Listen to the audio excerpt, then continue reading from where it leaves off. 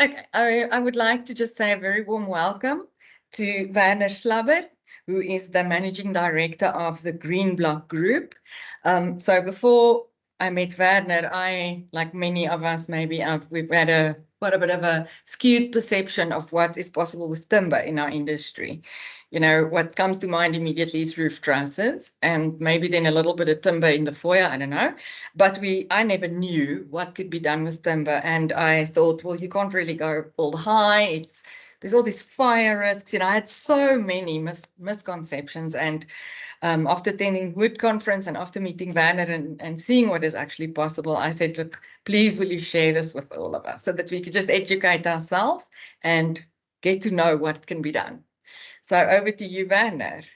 Thank you very much, Tisha, and very much appreciate the opportunity to share something that we're very, very passionate about in the Green Block Group. And as you said, I'm the managing director. We've got several companies, all specializing in different areas of timber construction, but timber frame, obviously, house building is our passion. Interesting enough, my great-grandfather was a master carpenter, and he was a German. So I think it's been in our family for a long time. We're a second-generation construction company in timber. And so this is absolutely a business that we run from a place of passion. And with German precision. Yes, we hope. We hope. Fortunate. So without further ado, let me take you through this process. I've named my presentation, Why on Earth Do You Want to Build with Timber? Which is a very good question. You know, we've in South Africa, exactly like you said, Letitia, there's a lot of misperception about timber. And we'll get to that a little bit later and understand, you know, what creates these misperceptions. So on the agenda today, we're going to look at, first of all, a couple of areas that affect our drive to build in timber and explain and give a little bit of a background why timber construction is such an important thing, not only for us on a personal level, but also, you know, for the world that we live in. And so I want to talk about a little bit about carbon pollution. There's a lot of misperception about it, and all the information that we are gathering is based on whatever science is giving us at this point. So I'll go through some of the basics in terms of where we're standing with carbon pollution.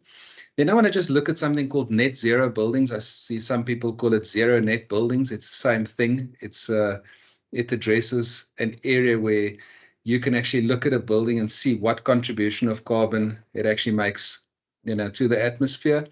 Then I want to look at what is a timber home. Again, massive misperceptions in South Africa, especially about what a timber home actually is. Then we're going to look at why do we want to build with timber? You know, what are the benefits and even what are some of the disadvantages of building in timber? So let's rather be honest about everything so that we are able to make a fair decision whether timber construction is the correct methodology for a specific project. Then I want to look at some international construction trends. I think it's important to know where the rest of the world is going. You know, if you don't think the world is connected anymore, you certainly don't have a phone. But because we live in one world and something happens on the other side of the world, and I promise you the price at your petrol pump will tell you that we're all connected. Then I'm going to just talk about a little bit about timber usage in South Africa. You know, how much timber is available? What are we doing? Where do we stand in terms of timber? And then lastly, just what is the future and how do I see the future? And hopefully I can leave you with some ideas of what you can do to contribute to the future of construction. And I hope after this presentation in timber. All right. So the first thing that I want to look at is this whole thing about carbon. You've heard lots of things, and there's the media is full of information about carbon. Some of them say it's not such a big issue. Other people say it's not. So I've looked at some statistics that I think would be quite relevant. So there's a couple of different organizations that have plotted the average temperature across the last 100 years on Earth. So if you look at this graph, it's all the way from NASA right through to the guys in Japan. So it's right across the spectrum, and their graphs look very similar. And what you'll see is that we've increased the temperature from about 1970s, really. It started picking up to a point where on average the temperature across the world has risen by about 0.75 degrees. And that's something that we don't have to really argue about. This is very scientific, factual information, in regards to global warming.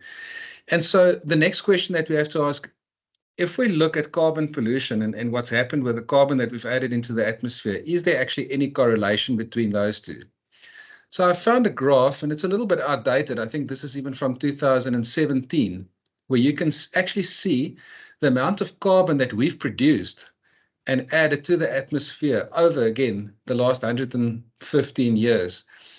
And you'll see that it's grown from about 2 billion tons in the beginning of the 1900s to over 36 billion tons by about 2017. And that number is now in excess of 40 billion tons per year.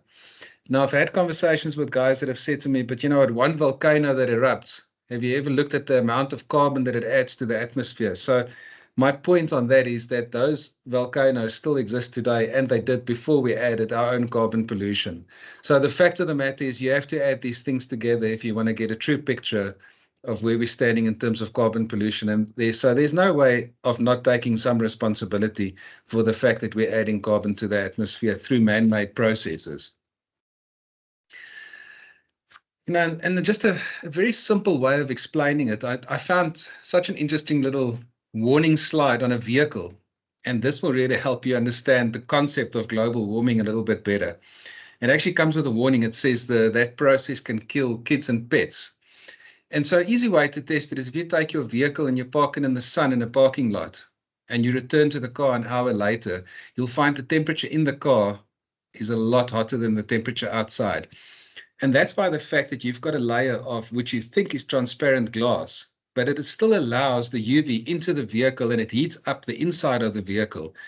But unfortunately, the frequency changes of the temperature that enters into the vehicle, that it can't escape the vehicle, so the temperature keeps on building inside the vehicle. So exactly the same thing happens when you look at basically your greenhouse gases that form a layer around Earth. So that, in its right quantities, actually controls Earth's temperature perfectly. So the sun still heats up the surface of the Earth, it generates heat. And if you don't have enough added, or if there's not excess additives like carbon in the atmosphere, it actually allows a certain amount of heat to escape and therefore perfectly regulates temperature to sustain life on Earth. But in a situation, for example, where we're adding, 40 plus billion tons of carbon into the atmosphere every year, you're actually then creating a layer that actually traps the temperature, the heat. And that actually starts the process of global warming. So it's a nice little simple explanation without having to go into a lot of technical details on how global warming actually works. Yeah, that's actually very understandable. It's exactly like in a car. So what I do if I find and it has happened in a shopping center and there's somebody who left their dog in the car and the poor dog is busy dying in the car, then I find that lipstick works very well to write on the windshield, because it's sticky and it's difficult to clean. And I think that drives the message home without doing any permanent harm, because believe me, I would rather smash out the window, but I know that's not legal. Listen, I think that's such a good example. So I would want to say this presentation would be the lipstick to the world. Yes. All right. So just in terms of, I've mentioned before the amount of carbon that's added to the atmosphere. And, I think the alarming thing is that this is an exponential graph. It's actually not growing at a steady rate. We actually, it really is growing. Well, in 2007, it was growing by 2%. And we're getting to a point where it really is becoming a concern to us. So another thing I thought was quite interesting is to see, where does South Africa sit in terms of this whole scale? And, we're sitting in 16th place. So considering how small our population is, I think it's actually an alarming big number for the amount of carbon that we actually as a country contribute to the atmosphere. And as you'll see a little bit later, a large percentage of our carbon contribution actually comes from the cement industry and purely by the fact that we build in brick and mortar. And we shouldn't be too hard on ourselves. When we started developing South Africa as a country, we were not a country that was very rich in natural forests. And so we had a lot of sand, obviously, and we had the ability to create bricks. And from there, it's an industry that naturally developed. But over time, we've created a lot of sustainable plantations, and we'll cover a lot more detail a little bit later on in the presentation, on that.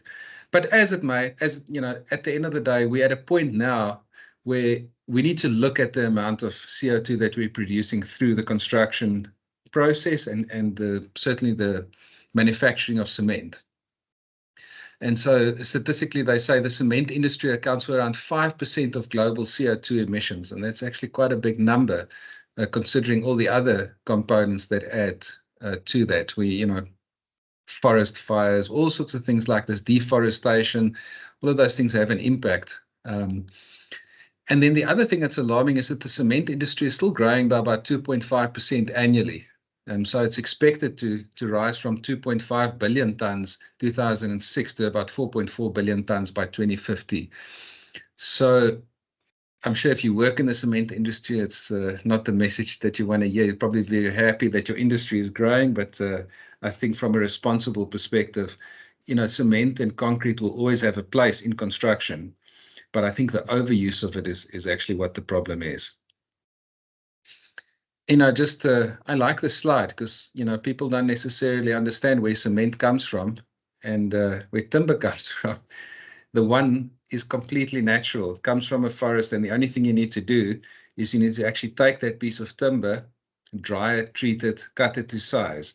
You add very little carbon through that process. And then obviously transporting it, either to a factory or transporting it, to a sawmill, and from the sawmill, wherever it's going to go. But through the cement process, that's actually a process where the cement is manufactured, and it has a massive amount of carbon that it produces. So at the source, these two processes look very, very different. And is it not also true that for the cement, there's mining that happens, that mining is an additional pollutant, whereas with timber, the tree actually provides oxygen while it's growing, which is Yes. a positive to the environment compared to mining, which, we have to mine for the minerals we need to make cement, and that's a further negative. Yeah, the whole process, the whole grave, from inception to grave, that whole process actually unfortunately adds carbon to the process. And we still need the transport. So we can't say, yeah, but we transport timber, but because we transport the cement as well. Yes, the concrete. Yeah. Yes, unfortunately we do. And that's why the next graph is quite interesting. I'm comparing something I found in the UK where they've compared the amount of carbon on a 300 square meter house. And they've taken elements like concrete, for example, and compared it to a timber floor structure and a steel structure. You can see that concrete has by far the highest contribution, about 12 tons of CO2 that you will be releasing into the atmosphere, where the timber, it's a lot lower. It's about 2 tons. And if you wonder, because carbon obviously gets stored in timber, if you only look at a piece of timber without the process, has a negative carbon footprint. But the reason it doesn't have a negative is you still need a truck to transport it. There are still processes involved to cut it, treat it, etc.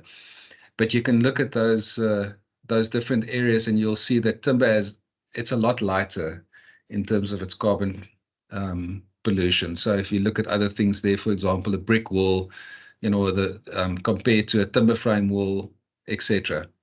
So you can make your own conclusions around that. Okay, so another interesting little statistic in total. If you're looking at a house approximately the same size, by the time you've built it in brick and mortar, you've contributed about 80 tons of CO2 in total. And 80 tons is actually a lot of CO2. It's equivalent to the manufacturing of 5 new family cars. It's about 6 years of living for the average Brit. And this obviously comes from The Guardian in the UK, so we don't know how other people live, but that's probably a good average for the rest of the world. And the equivalent of 24 economy class trips to Hong Kong, from London. So it has a big impact. If you're building a couple of thousand houses a year, you can work out the total carbon contribution. Okay, and as we have alluded to a little bit, so the statistic is that through the growth cycle of a tree, it actually removes 1 ton of carbon from the atmosphere through the whole process, and some of it is stored inside the tree. So when you cut down the piece of timber, you've got embodied carbon in the timber, and when you build it into your house, you've actually permanently removed it and stored it. Unless you take that piece of timber and you throw it in a fire so that you can release the carbon again, you've permanently removed it from the atmosphere. And so it's not just timber. Any kind of plant that you plant actually has a positive effect.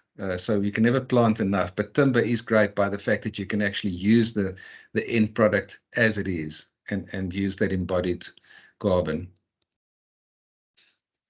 Okay, so that's a little bit of an introduction to carbon pollution and what it is. There's a lot more research you can do on your own and go and get into a lot of detail. The next area that I want to look at is what's known as a zero net or net zero carbon building.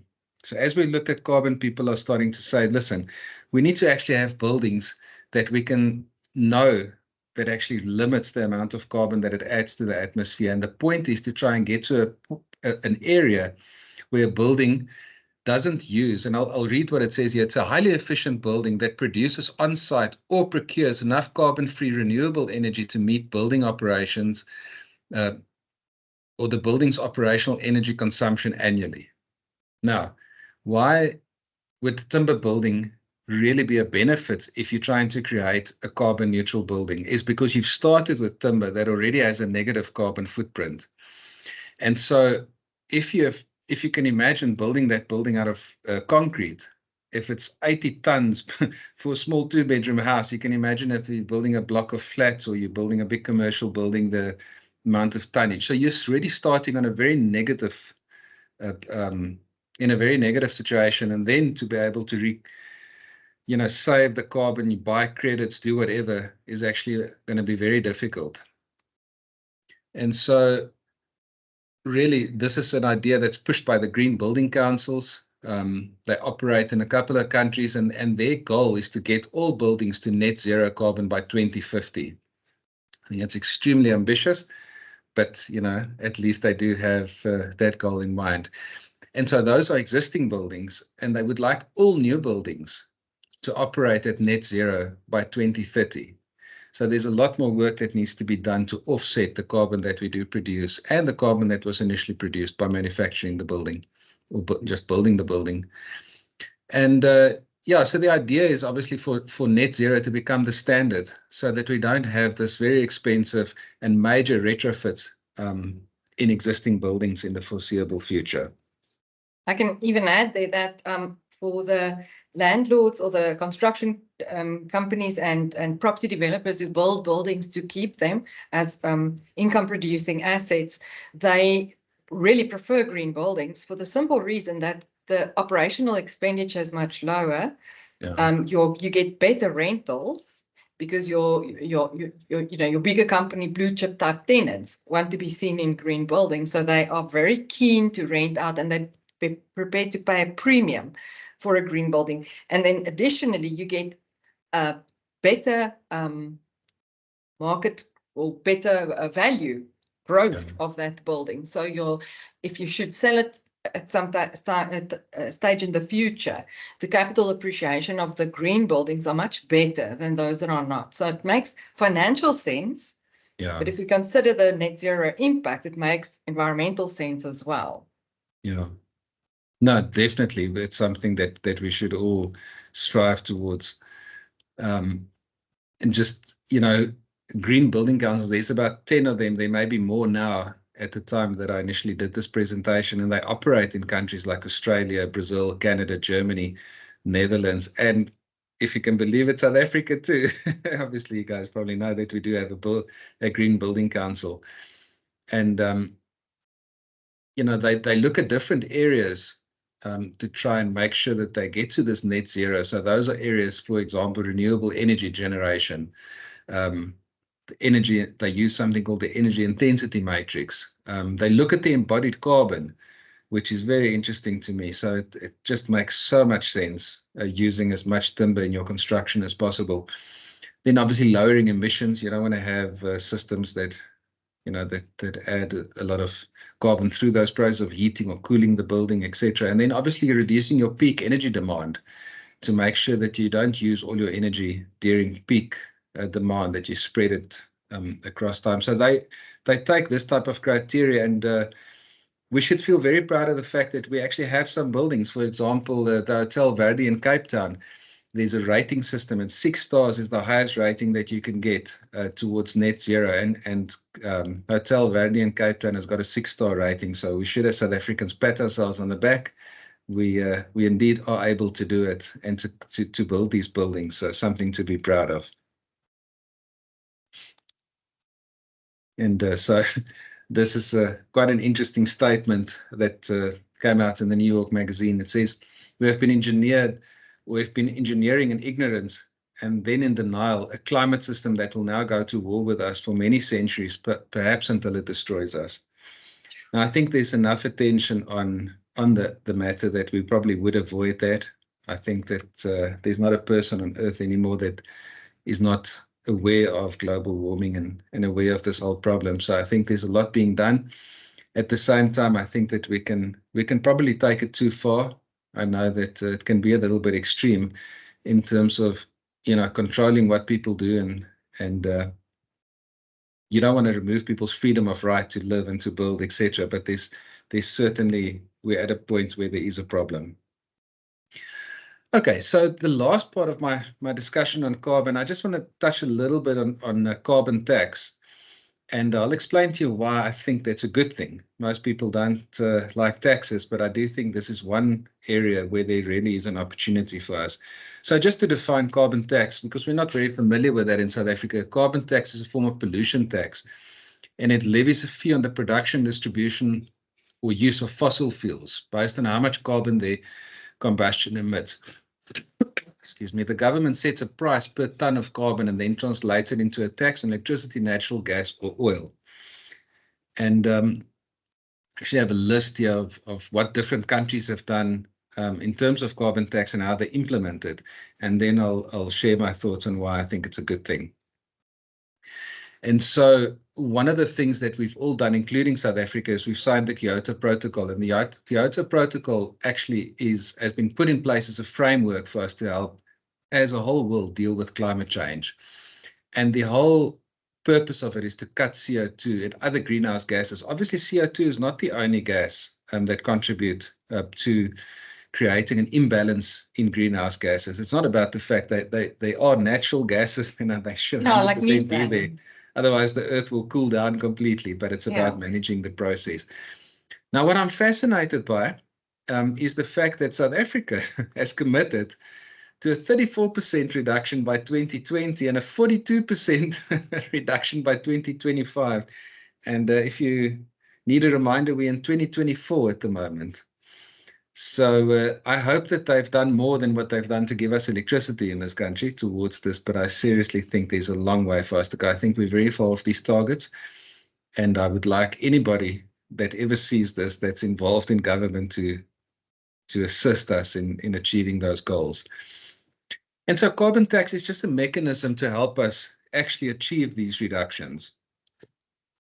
Now, if you look at what other countries have done, Zimbabwe being my favorite on the list, because I'm not exactly sure where that carbon tax goes, but they've got a carbon tax of 0.3 cents per liter on the US dollar. South Africa, funny enough, the only thing I can find that we do in terms of carbon tax is on the manufacturing of new vehicles. So, which is quite interesting. And then the biggest shocker to me is China is the biggest contributor. They have actually no carbon tax at all. And they're they're by far the biggest contributor. India has got 50 rupees. Japan has got something. South Korea. There's a whole lot of countries in Europe that have different forms of carbon tax, and in the United States, Canada, etc. Now, the reason why I think this is important is that there are lots of big companies that naturally, through their processes, and most of those being mining, they produce a lot of carbon, and it's something that's unavoidable. But what they can do to offset their taxes is they can buy carbon credits. Now, I think that it's an absolute must for us everywhere in the world to make sure that when you build a timber house, that you're able to sell some carbon credits. And just imagine, I mean, we've got rebates on putting in solar systems. And for the life of me, I can't understand why there is no sort of tax rebate, or you're not able to sell credits if you build a timber home and you've used all this timber that essentially have a negative carbon footprint. And so I think these taxes will help motivate people, to offset it, because the idea is not to actually pay the tax. You want to avoid the tax, and the process of avoiding the tax will force you to make greener decisions. So that's a little bit of a talk about the environment. So after this, I want to get into timber homes. So this is, after all, what this whole talk is about. Why on earth do we want to build timber homes? So here, I think, is unfortunately the biggest problem. Now, there's this little political joke about the fact that the trees kept on voting for the axe because its handle was made out of timber. And I think this is unfortunately exactly the same kind of problem. You look at a Wendy house and you think to yourself, wow, okay, at least we're using some timber. But unfortunately, this has created a massive misperception with people.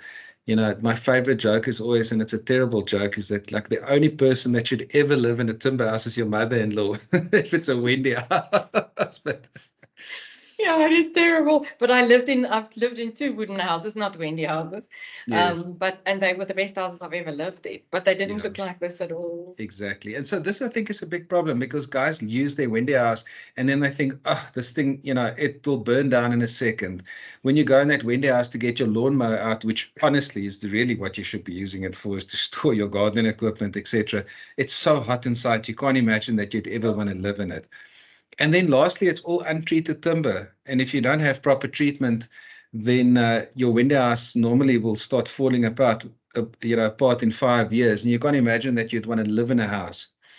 And so I just want to talk about timber treatment. It's not, this is not a technical discussion. I do training and stuff on actually building timber homes, and I go into a lot of detail on different types of timber treatment and hazard ratings, etc. But it's extremely important to understand that when you use timber in construction, a timber house that's properly built can last hundreds of years. It is not a temporary structure, it's a permanent structure.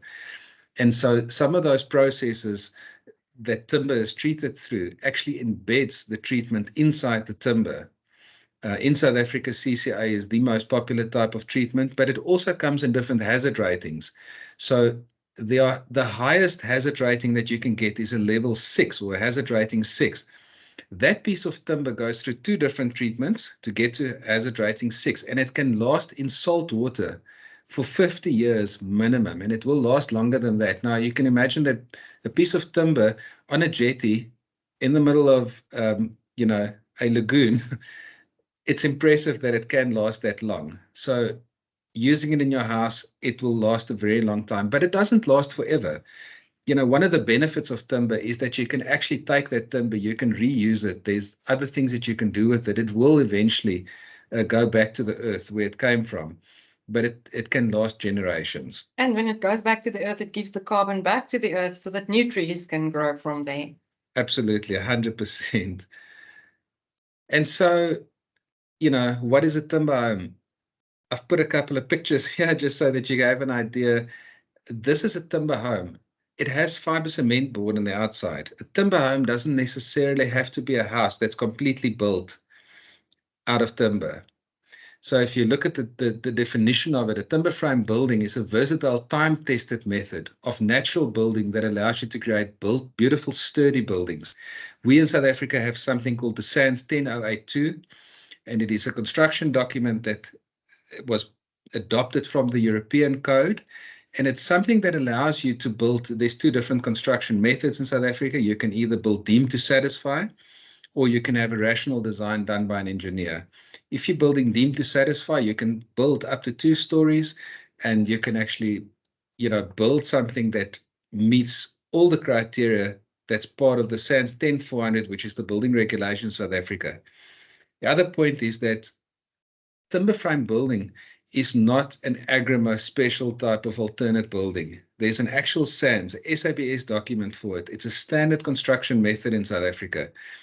You don't need to get special permissions. All municipalities approve it if it's built properly, according to the SANS 10082. Engineers will sign it off. Municipalities will approve it. It is not some sort of funny alternative building method. Even NHRC is very happy with it. Yeah. And so, you know, just in terms of, you know, the history of timber frame buildings across the world, here's one in Denmark from 1560. They've literally been around for thousands of years. I actually went to a place called the Rila Monastery in Bulgaria a couple of years ago, and in the mountains is this monastery. It's built in the 1300s, and it was just incredible. There's timber standing right there. It's hundreds of years old, and you can still see the marks where the horses were tied, you know, onto the trees, etc. It had all these natural marks, but it was still standing, and there was absolutely nothing wrong with it. So we, you know, I think between Braaivleis and Wende houses, we have a very good misperception about timber frame buildings. So it's something that's been around for a very, very long time, all the way from Japan to Europe, to the States. Now, this is an interesting statistic if you're South African. 70% of the developed world's population lives in timber frame houses. These include lots in the US, Canada, obviously all the Scandinavian countries, Europe, New Zealand, Australia, and Japan. So honestly, my question is, do you think that 70% of the world's population would not live in it, or would live in it if there was, you know, something about it that was, you know, uncomfortable, or there were really that many reasons not to do it? I think if it's good enough for them, it's good enough for me. Yeah, I would like to think so. Then, you know, let's look at a couple of benefits of building in timber. I think one of the first things, and it has to do with a cavity system. So when you build a timber frame wall, it actually has cavities. Those cavities exist in your floor structure, your wall structure, and your roof structure. You can fill that with insulation. It will do two things for you. It will actually control the climate on the inside. So if you want to put an aircon, or you want to put a fireplace on the inside of your building and you raise the temperature, your thermal resistance, or your R value, then becomes so high. And all that is it's resisting the change of temperature from the inside to the outside of a product. For example, if it's a wall or it's a floor structure. So in resisting that change, the higher your R value, the higher the resistance for that thermal change that will happen. And if you look at the slide, you'll see that there are basically thermal leaks throughout a normal building. There's the percentages: 30% through your walls, 25% through your roof. Now, this is heat inside your building that's escaping if you're in winter trying to heat up your house. In summer, you've got the opposite thing. You're probably trying to keep your house cool, and you've got this hot sun on your roof, etc., that's now introducing heat into the building. Timber frame buildings is really absolutely amazing at giving us the ability at a low cost. You know, your what I call your R for R, so your rand value for your R value, which is your thermal resistance, is something that makes a timber frame building, what gives you the ability to very inexpensively to live in comfort. The next slide is just as interesting. So a thermal camera that's pointed at a building will tell you a very interesting story. So there's a timber frame building compared to a brick and mortar building. And you can immediately see how the brick actually, it lights up. It really does transfer the heat. And this is obviously done while it was cold outside and hot inside the building. They were obviously trying to heat the building. And, you know, this, if you take a piece of steel and you put it in fire, or, you know, heat it up, that piece of steel heats up instantly. Same with brick, anything like that. It's got very low ability to resist the change in the thermal, or the thermal change in temperature. Okay, so some of the other benefits and of building. The number one thing for me as well is that it gives you the ability to pre-manufacture. There's a discussion, well, I've been in discussions a couple of times where people have said, but what about labor? Are you not actually reducing labor by pre-manufacturing? Now, it's not at all that. What pre-manufacturing helps you is, in South Africa, our housing crisis is so big. Even if we adopted timber frame building and started mass producing like at 100 houses a day, which apparently there's a factory in Finland that can produce wall panels to that quantity per day, we would still take years to actually meet the housing deficit that we've got. So pre-manufacturing just means that you're able to manufacture a product and send it to someone that still has to put it together on site. You still need to do your finishes. There's still a lot of the labor components that we have in South Africa, plumbers, electricians, etc., that are able to participate in this process. It's just that through pre-manufacturing, you can really bump up the volumes a lot. And so speed of construction is also affected by this process of pre-manufacturing, because if you get to a site and there's a truck that delivers already completed wall panels, floor structures, etc., and you can just put them together on site, you limit the amount of time on site. And anybody who's in construction will know that it costs a lot of money to have teams on site building one house only. I would personally rather have my same team build 100 houses a year than just build 5 houses a year, because that's a total capacity that they have in one construction method versus the other. I think the other thing that's really, really amazing in timber frame buildings is because you can build in a factory, your quality control is fantastic. You're able to actually, in a controlled environment, check the quality. When you're building on site and you're actually starting to build with bricks right from the bottom, all your quality control happens in the dust, in the sun, out there on your construction site. You can't introduce this quality control beforehand, but in a factory, you can actually create perfect wall structures. You can install windows that are sealed.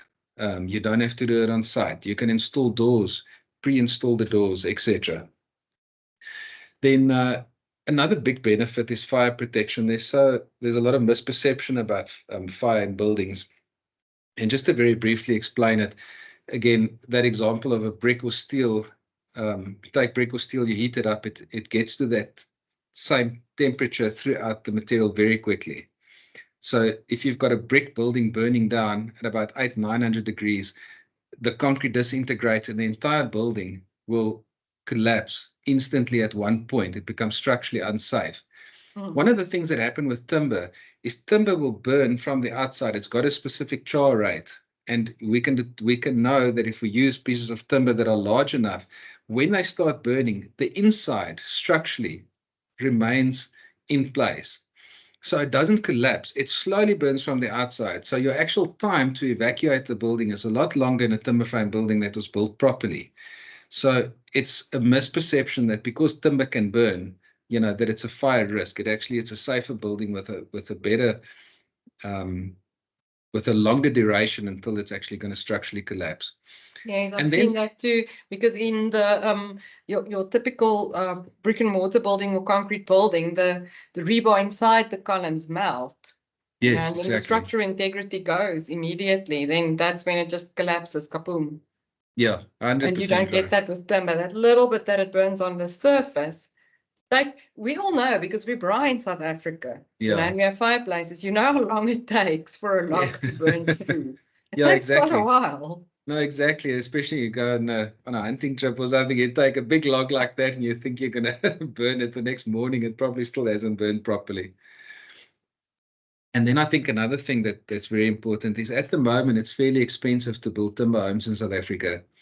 And the reason for it is that we are currently, it is trying to compare Ford building thousands of cars in a factory per year and building a Rolls-Royce by hand.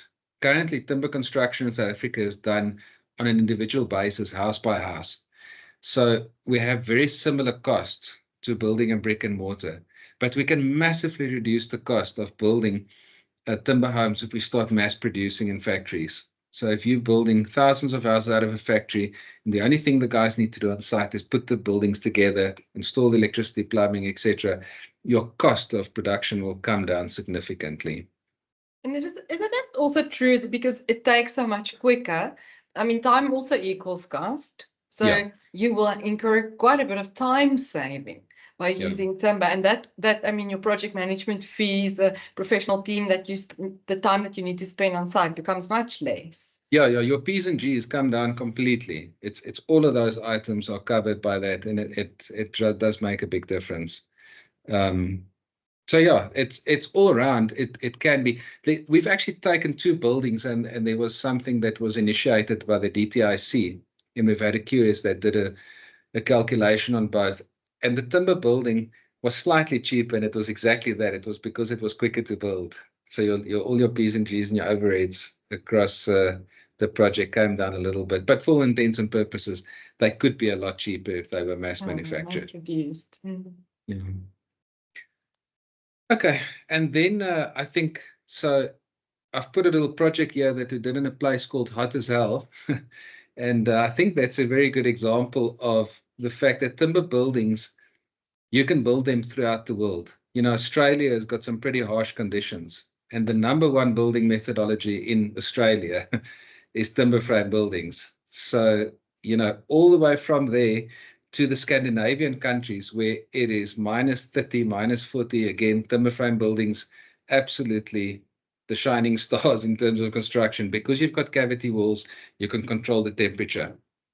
The one downside to timber buildings is if you're in a very dry climate and you've got exposed timber on the outside, they do need a lot of maintenance. If they're pressure treated, they're not going to be eaten by termites, they're not going to rot. But what will happen is that your timber dries out.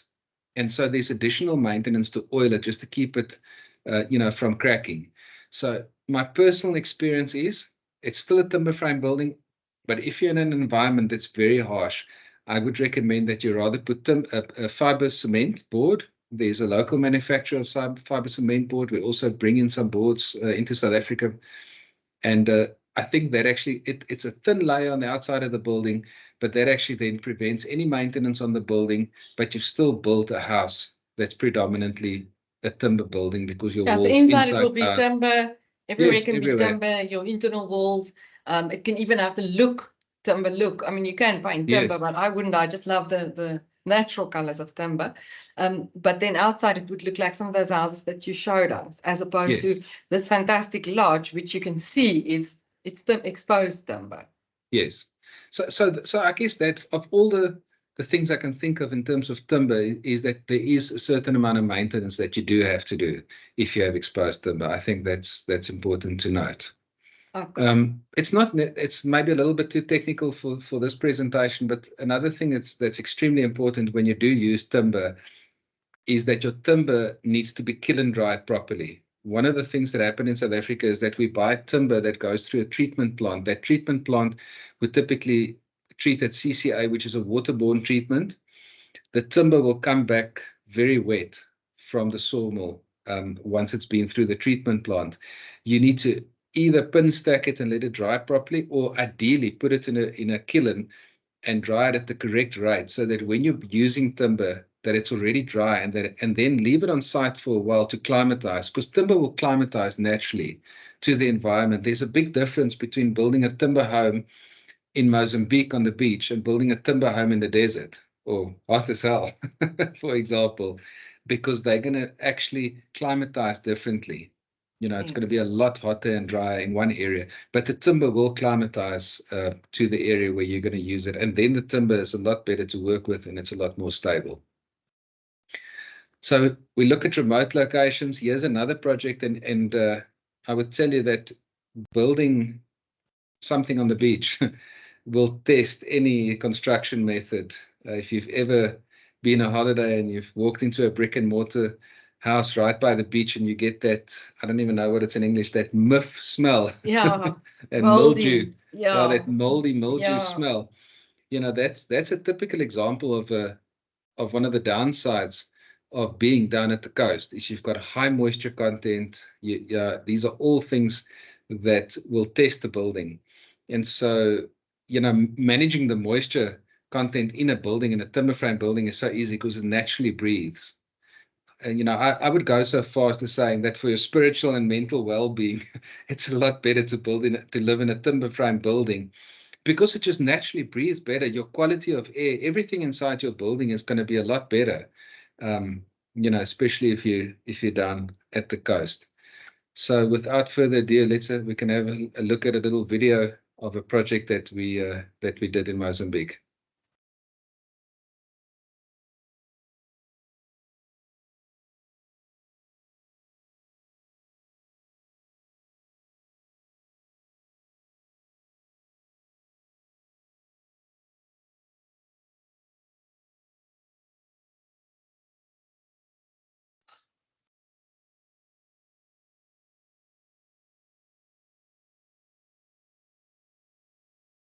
Beautiful. Okay, so just a very short video.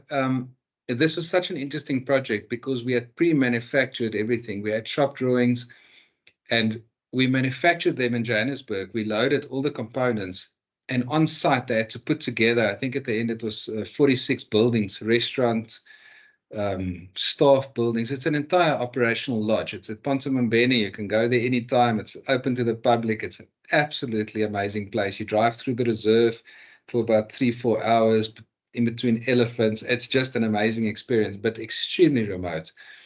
And they did not have one single issue with all of these beams. It was a post and beam system with all these beams fitting together because, again, quality control we could do in the factory. We could sort out all the issues in Johannesburg. By the time it got to site, the guys literally took it like a Meccano set and they could put it together. And like I said, within 18 months, this entire lodge was built. We did it with a Mozambican partner involved that put it together. We pre-manufactured and they put it together on site. But it's for an organization called Peace Parks, and it was absolutely an amazing success story. Looks beautiful. I'd love to go there. Thank you. It is very nice. Then just, a couple of other items in terms of building with timber.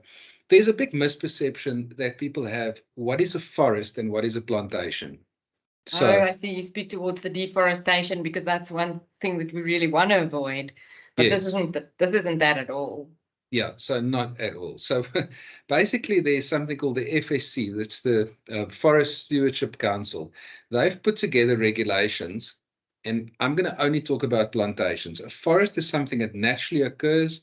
We've got teak and yellow wood and black wood and all sorts of exotic timbers naturally growing in forests. Like, for example, we have in Knysna. This is not what we're promoting at all. Predominantly, we're promoting sustainable plantations in South Africa from a structural perspective. It's mostly pine trees that we plant. And while we're on the subject, I want to just address water scarcity in South Africa because there's a lot of issues. Well, people are concerned about the fact that we're a water scarce country, and now we're adding plantations. But one of the best things about pine, especially compared to other tree species, is that we actually plant them in mist belts. And so when you've got a constant mist in an area where you've planted, the way that the leaves are shaped, that water is actually captured out of the mist and used by the tree. So it has very little impact on groundwater. And so in a country like South Africa, we still have a lot of scope for pine plantations without affecting our water scarcity in the country. Is it not also true that, although the tree takes the water from below the earth, it still breathes out moisture? Yes. So it gives that moisture back to the earth, to the sky. It does. The moisture doesn't escape. H2O stays. H2O, it's a closed system. It's a closed system. It stays within the system. So yes, absolutely not an issue for us in South Africa. We still have a lot of scope for plantations, and just one of the things about an FSC forest is that for every tree that they use, they plant 3 more trees. So you can imagine, from removing carbon from the atmosphere, from a sustainability, once you've mined cement and you've taken it out of an area, it's gone. You've used it in the building, lime, it's removed. A tree, you use a tree for anything. You plant 3 more trees, come back in 15 to 25 years, you've got the same tree to do the same thing again. It's a totally sustainable. It's an amazing construction resource. The other thing is that the weight to strength ratio of timber is better than any other construction material. So it's just an interesting little fact. Oh, I must add something there, Werner. When I attended the wood conference in the Cape, I was surprised to hear from our York Timber chair. They explained that South African timber, especially our pines, capture more carbon than European timber because our trees are faster growing. And so they grow a lot faster, during which time they capture more carbon. And then when we cut them down at that particular point in time, when to harvest them, they've captured more carbon than their equivalent in the same time period in the European countries where it's a lot colder. So our South African timber is better in its embodied carbon than than the overseas timber. That's absolutely fascinating. So in the same period of time where the tree in Europe would grow for 75 years, you're doing that within 15 to 25 years, but you're Yes. storing the same amount of carbon. So yeah, you're speeding up the process. That's Yeah. it's an amazing statistic. You know, the other thing I've heard people have a concern about is that they say that, yes, because our trees grow so fast, the timber quality is not as good. It's a total misperception. There's two organizations that actually are involved in grading timber. One is SATAS and the other one is the SABS. And through that grading process, they will take a proper piece of pine that was grown in a tree that was fast growing, and they'll take its properties and grade it. Like, for example, most of the timber that we use in South Africa is graded to level S5. Now, if you take a piece of S5 timber, there are span tables that'll tell you exactly what the shear will be, what the deflection on that piece of timber would be, where you can use it. And again, referring back to the SANS 10082, there's absolutely no problem using that timber. So it's a big misperception that fast-growing trees are inferior in quality. Yes, a tree that is slow growing will maybe have a higher grading and could be used for something. But as long as you use the correct graded piece of timber for the correct application, it's not an issue at all in construction. Okay, and then just the last thing in terms of governance, you know, if you look at the three legs of ESG, environmental, social, and governance, and if we just look at the environmental side of it, it's amazing how timber construction just ticks so many boxes in terms of proper corporate, you know, in terms of proper governance. You know, you look at climate change strategy, you look at biodiversity, even water efficiency, energy efficiency, as I said, the insulation of buildings, carbon is something that we looked at, environmental management systems. I mean, it literally across the board. And then in terms of governance and social, there are a lot of items there that it can tick too. You know, I think one of the things that's very good about the timber industry is it actually creates job opportunities through a very wide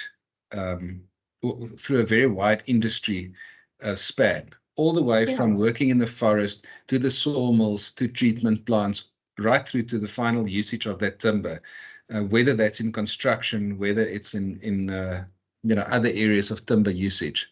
So it ticks a lot of boxes in terms of There's a long governance. value chain. Yeah, no, it definitely does. Okay, so away from the benefits of building in timber, it'd be quite interesting to see what the rest of the world is actually doing. So there's an organization in Europe for architects, and they wrote something very interesting a while ago where they said that, you know, for the last number of years, it was really a big revolution in terms of using steel and glass, and concrete formed a big part of what we did as architects in terms of design. But timber has now become the most interesting product for architects across Europe. And for that, you know, I think it's something that we want to be on that train. We want to be on that same journey. The technologies have developed a lot in the last couple of years. You know, cross-laminated timbers have made such a big impact because we can now use timber in ways that we never thought was possible before. And a great example is a structure that they built out of cross-laminated timbers in Spain, in Seville, called what's called CLT. And this monument is just such an incredible work of art, and just the dimensions of it to show you what's possible in timber and in CLT. Absolutely beautiful. I hope to go and see it myself one day. And just on the same subject, because we've got CLT, and CLT is launched in South Africa, you know, it's a technology that's going to become widely available in South Africa. Now, in 2022, they completed, which I think may still be the tallest building, timber building in the world. So it's 86.6 meters high in Wisconsin, and which is absolutely amazing. Now, you look at this building and it just looks like a normal brick and mortar building or a concrete building that was, you know, casted through shuttering, etc. But it's actually it's a timber building. It's extremely impressive what we can actually achieve now as architects, engineers, and builders. And property developers. Yes, and property developers, of course. You know, I think the opportunity in South Africa for property developers to really look at green technologies is amazing because of our electricity crisis, because of, water scarcity, because there are so many components in South Africa that actually lean itself to proper green developments. We And by should really, utilizing a lot more timber, I mean, your indoor air quality just increases tremendously. The environmental performance increases tremendously. So in all aspects, the timber improves your buildings. It's not something that you want to use just like adding a little bit of timber in the facade, in the entrance foyer or so. You want to use it as much as possible, internal walling, external, Yeah. And from a commercial perspective, while we're talking about if you're a developer or you're somebody that your building is built predominantly for a financial return, Correct. It makes a huge difference if you can launch a lodge in half the time and have it functional and producing an income. If you have a commercial building that you can put up in half the time and start getting the income, it just financially makes sense. It's not even only about how good it is for the environment, but there's such a big commercial benefit to building in timber. And then just comparing a couple of countries, again, like we said before, 70% of people in the world, in first world countries, actually live in timber buildings. There's a couple of countries there, Australia, more than 90% of the building stock is timber frame. Canada, the same. Ireland and the UK, countries which typically had brick and mortar buildings, they're already sitting at 10 and 8%.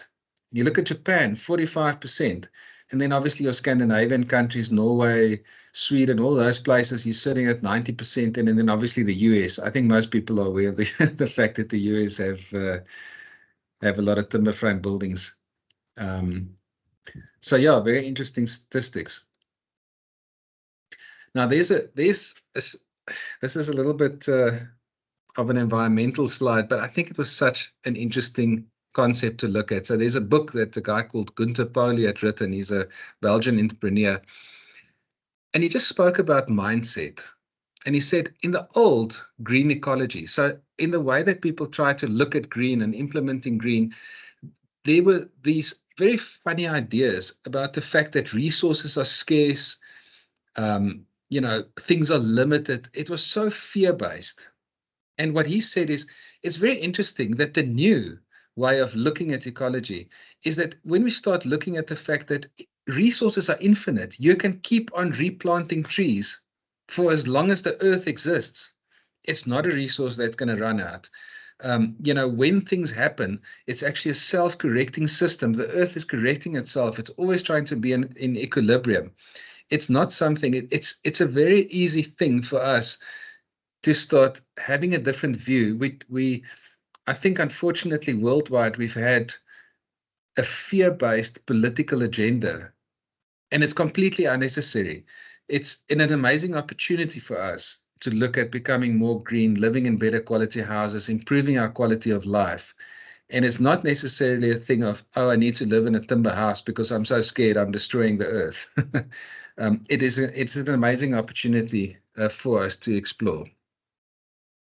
Anyway, this is it's quite interesting when we start looking at something from a different perspective. Yeah, I think this speaks also to the circularity perspective, where you can keep on using and reusing, and it's a material that is very, very suited to that. And you can, it's like we said, it's a cycle. So that it's just not just the environmental cycle. There's also the usage of the material cycle, the building cycles, and the cycles of our lives. We change the use of buildings, and it's easier to do that in a timber building. Yes. Yeah, that's a very valid point. So also just looking at some statistics in the UK, we looked earlier at the statistics where it was sitting at about 10% of buildings in the UK, but they're expecting that to rise to 27%. So that's traditionally a country that they were building in brick and mortar and stone, actually, before brick and mortar. And even in those countries, there's a big move towards building in timber frame. And all across Europe, they interviewed 1,200 architects, and they all expect that there will be a big increase in timber frame buildings across countries in Europe. where it's traditionally been a lot of Scandinavian countries, but it's going across the board. So what you're telling us is timber is the new concrete. Yes, exactly. Timber is the new concrete, especially with things like cross-lam, because Yes. it just gives us the ability to do things that we could only do in concrete and steel before.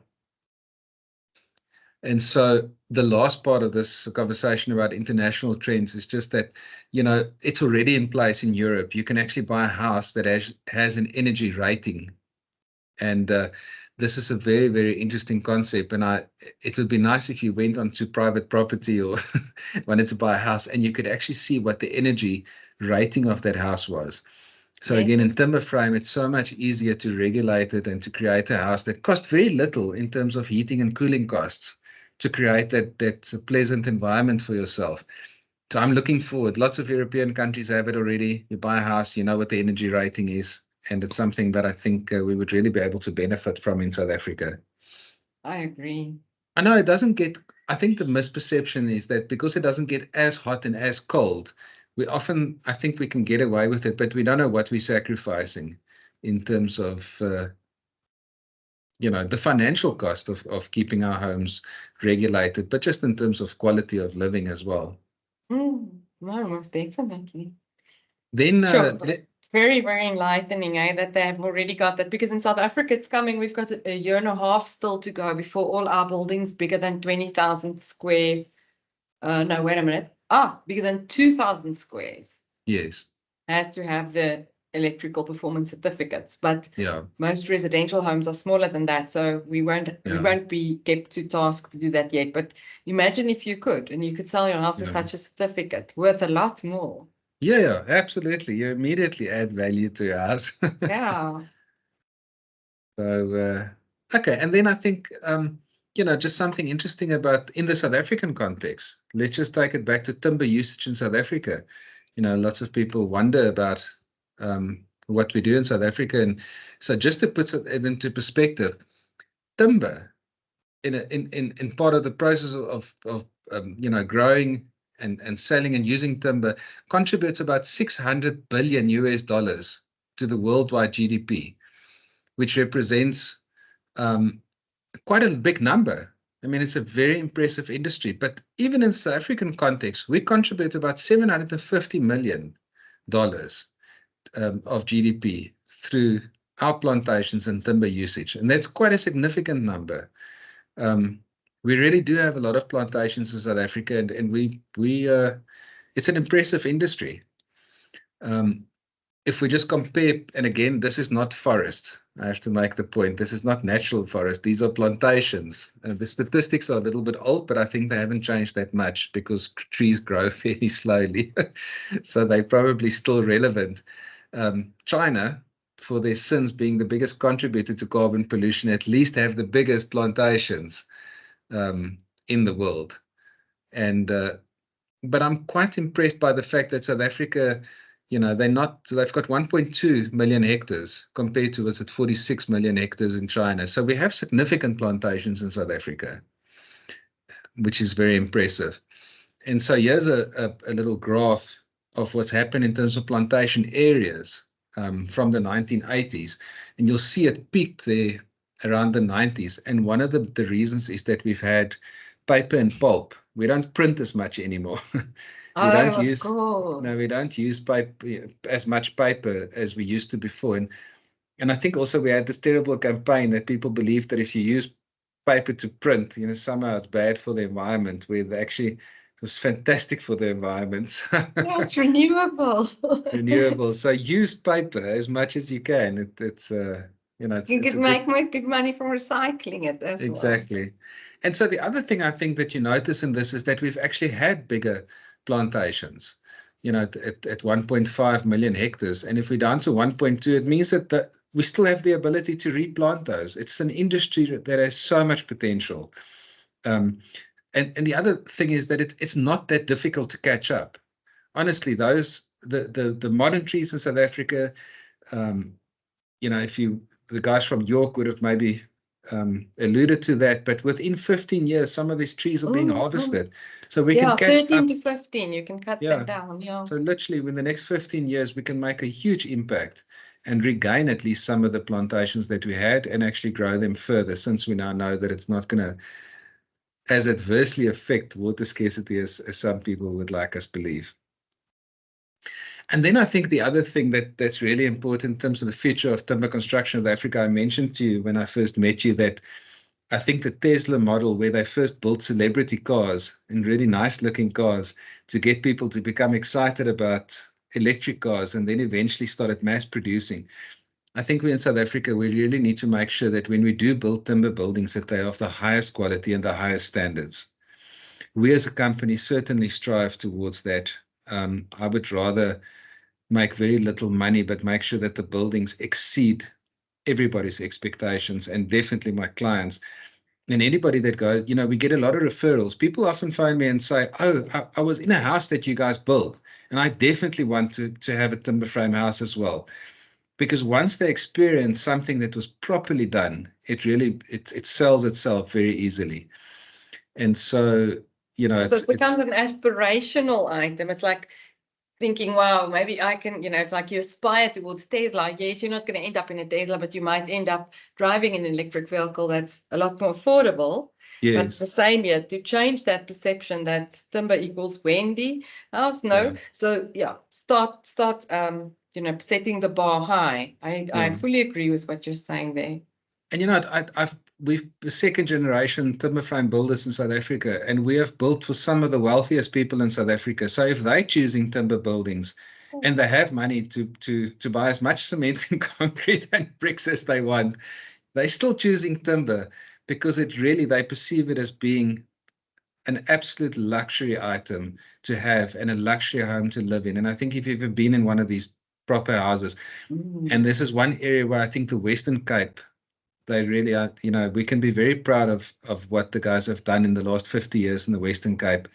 They are the most beautiful timber houses that have been built in the Western Cape for a very long time. We're sitting somewhere around probably just less than 1% of buildings in South Africa are timber frame buildings, and most of them are in the Western Cape. Wow. But they are absolutely magnificent.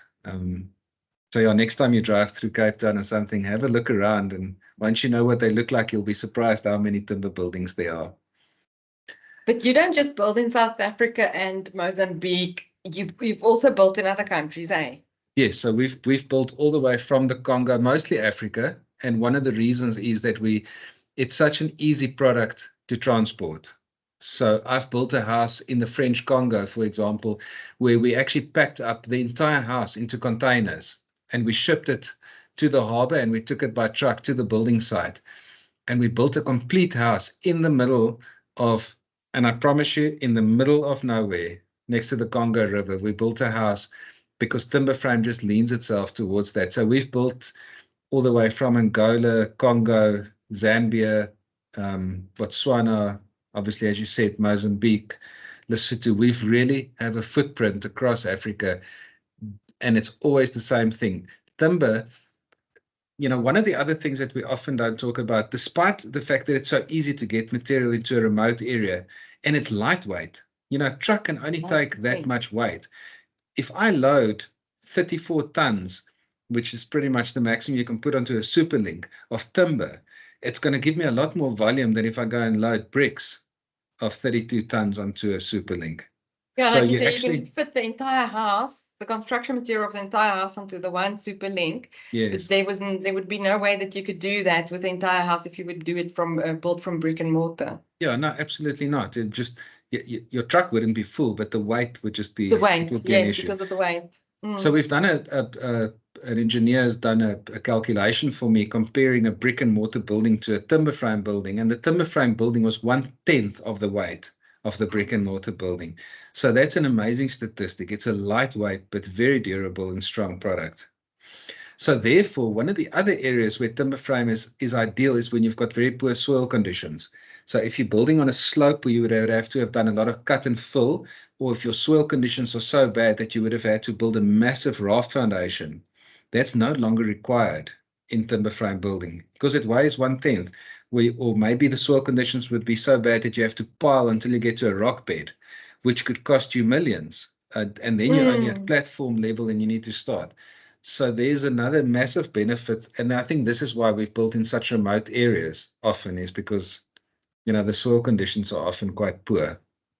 Yeah, that would typically be a situation in a sort of a very arid climate like at Hotazel in the desert type sandy soils or collapsible sands. Then this would be a better solution. You wouldn't have to do rafts, you wouldn't have to do piling. Yeah. No, absolutely. You do punch pad foundations underneath poles. Typically, when you're a meter down into the ground, you get to ground that's stable enough. Remember, your timber frame building can naturally move. It floats. Yeah. It's like putting a lot of pegs in the ground. It won't slip down, you know, the side of a slope or anything like that, because it's literally like having a whole lot of pegs under your building, keeping it in place. And then obviously with the reduced weight, it helps a lot. Okay, so those are just some of my thoughts in terms of timber frame construction in South Africa. So something that I found interesting is there's something called the Worldwide Happiness Survey that's done once a year. And you won't believe it, but the country that won last year and has been in the top 3 probably more often than anybody else is Finland. And so I thought, well, that's a place where people are so happy. Let's actually look at their sustainable urban development plan.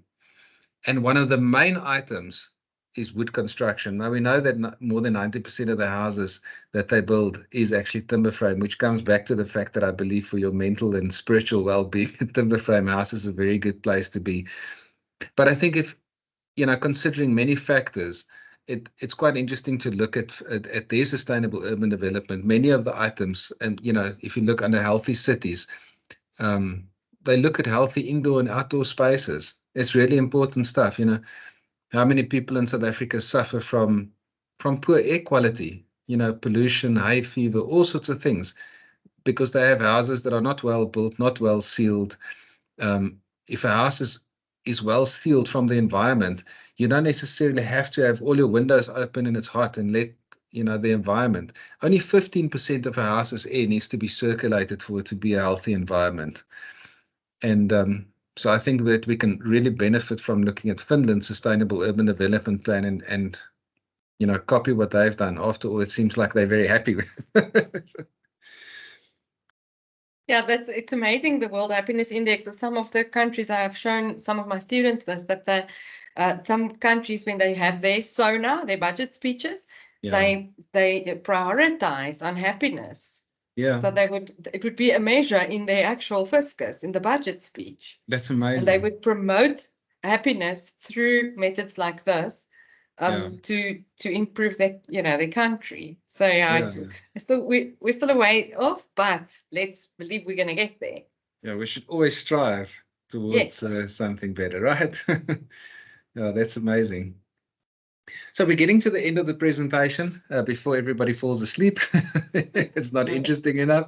So I think, first of all, education is extremely important. Talks like this, being available, you know, at conferences, spreading the message and addressing these misperceptions about timber frame buildings, it's really important. It's a solution for us in South Africa beyond what we can perceive. All the way from low-cost housing, mass manufacturing houses. It's just such an incredible, amazing opportunity. And for anybody interested in getting involved, it's such a growing industry. It's, you know, it's fairly small compared to its potential. So I think if it's an industry that you get involved with, you know that you're going to be part of a big growth spurt that's going to keep on happening worldwide, not only in South Africa, and also having those type of skills you can take with you to any other country in the world. We, after all, as I said before, we're one earth, really, one place that we have to all live in and make comfortable for each of us. You know, there's it's so off the subject, but you know that some of the Sahara sand actually gets blown right across to the Amazon, and it actually creates nutrition for the trees in the Amazon. So if you don't think the world is connected, It's connected.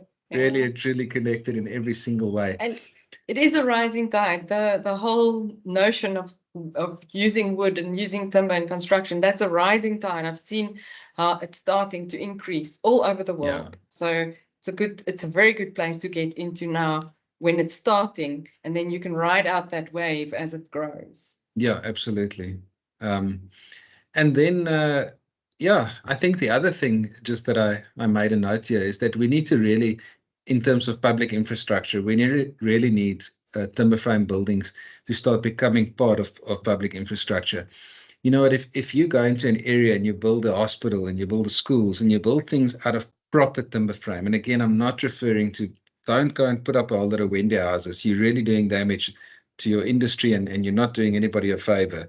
But if you actually build proper timber frame buildings as public structures where people can go um, to a building and experience how beautiful. I mean, you guys at the university have the most magnificent building. Anybody ever wants to experience how beautiful a timber building can be, they must come and visit you guys. It's for anybody who sees this who hasn't seen your building, it's absolutely stunning and something that you guys can be very proud of. Which building? Your what's it called? Your Future Africa building. Oh, Future Africa, yes. Yes. Yes. So, Yes. yeah, it's not That's it, completely exactly. not completely a So timber much. building. Oh, it is a but beautiful building. It's Yeah. No, most yeah, definitely. it's inspirational. It is inspirational. Okay, well, thank you very much. It was really a pleasure, and thank you for participating with me in this presentation. And I trust it was interesting and something that you know, everybody would be able to benefit from. Thank you very much. And then what I would like to just end also from my side with to say thanks for educating us. That's what we need, for making us aware that we've had misperceptions and that we can be doing a lot more for the environment, for the well-being of people, the well-being of the environment as well, for better governance, build faster, shorter time of construction, and there's already cost savings as well to tenant your building faster and get that income stream flowing earlier on in the process. It makes a lot of sense. And thanks so much for showing us how that can be done with wood. So Vanna, just to end off, I would like to share with all my students who would be watching this and students from other faculties that would also be watching this, I would like to share your Instagram profile, because I found so many nice little videos on there where you're busy showing what you do. So don't you want to just tell us, and then I'll also pop it into their data repository, Okay. where to find you on Instagram. Perfect. No, thank you very much. So we are Green Block. So on Instagram, if you go search for Green Block, but if you put the link in there, that'll make it easier. I'll do that for them. Yeah, and if so that'll be great. If you go there, so we try and regularly make little videos. Some of them are little technical videos. It's how to do things. Some of it is hopefully just inspirational. Some of the stuff that we've built when we finish projects. And we continually add content, and it's really there to educate. We like to share all our trade secrets. We'd like to tell people how to install windows so they don't leak. We want to tell people how to build showers in timber buildings that don't leak, and we want to share as much information as possible. We're very passionate about what we do, and we believe that the industry has got so much potential. I'd rather be part of the growth cycle than try and keep it for myself. Thank you. And thank you once again for this awesome presentation. Thank you so much. All right, so we're going to end off there, and I'm going to stop the recording. Let me just do that. There we go. Bye.